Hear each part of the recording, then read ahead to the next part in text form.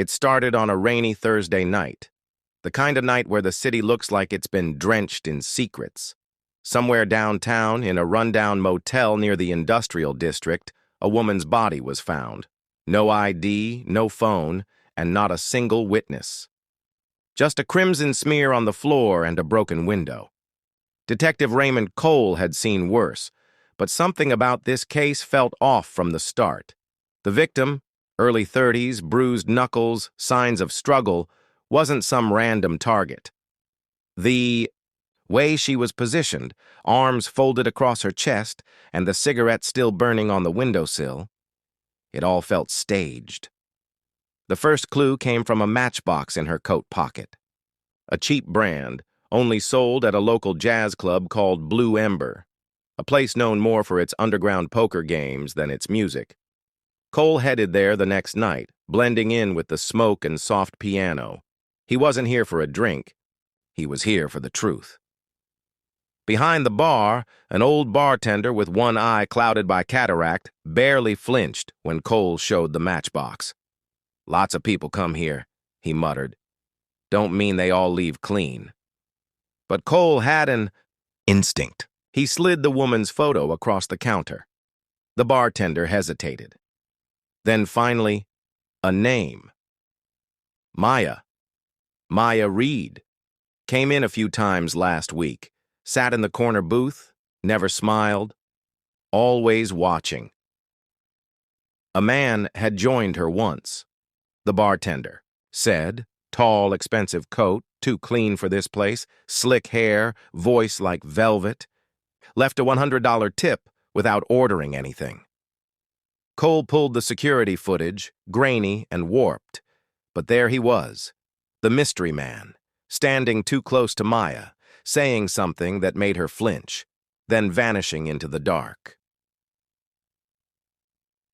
The next lead came from the autopsy. Maya hadn't died from the blow to the head. She'd been poisoned.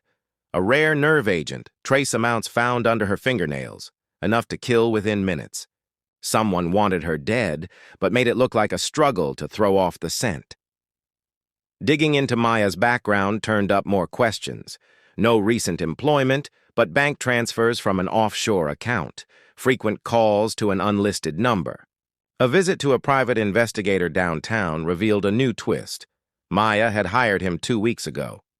She was trying to find her sister, who had vanished a year earlier. The sister's name, Alina Reed, a whistleblower, last seen working for a biotech firm with shady defense contracts.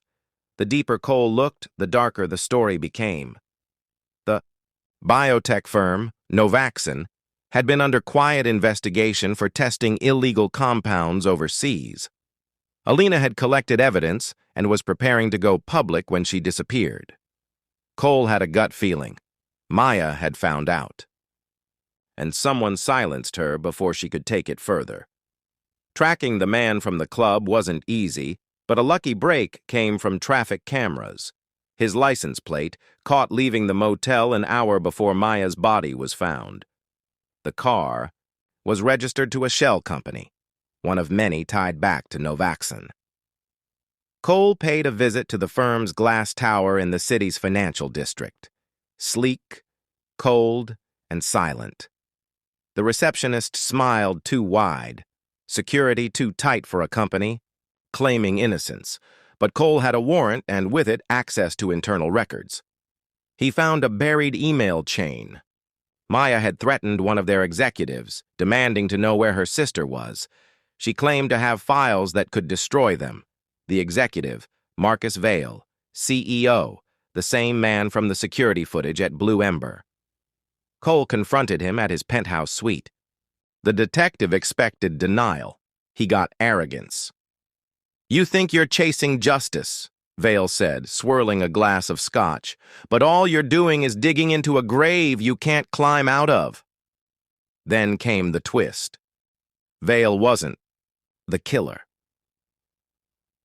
Maya had met with someone else 2 nights before she died. A scientist named Dr. Lena Hart, recently fired from Novaxin. Anonymous tips led Cole to her tiny, cluttered apartment, filled with research files, broken lab equipment, and fear. Dr. Hart confessed. Not to the murder, but to the cover-up. Alina had discovered human trials being done overseas. Children were dying. Lena had helped smuggle out the data, given it to Maya, and warned her not to confront Vale. But Maya didn't listen.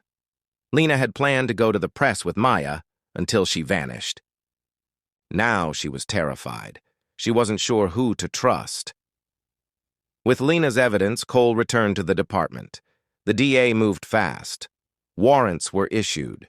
Novaxon's offices were raided. Vale was arrested, not for the murder, but for conspiracy and obstruction. The poisoning?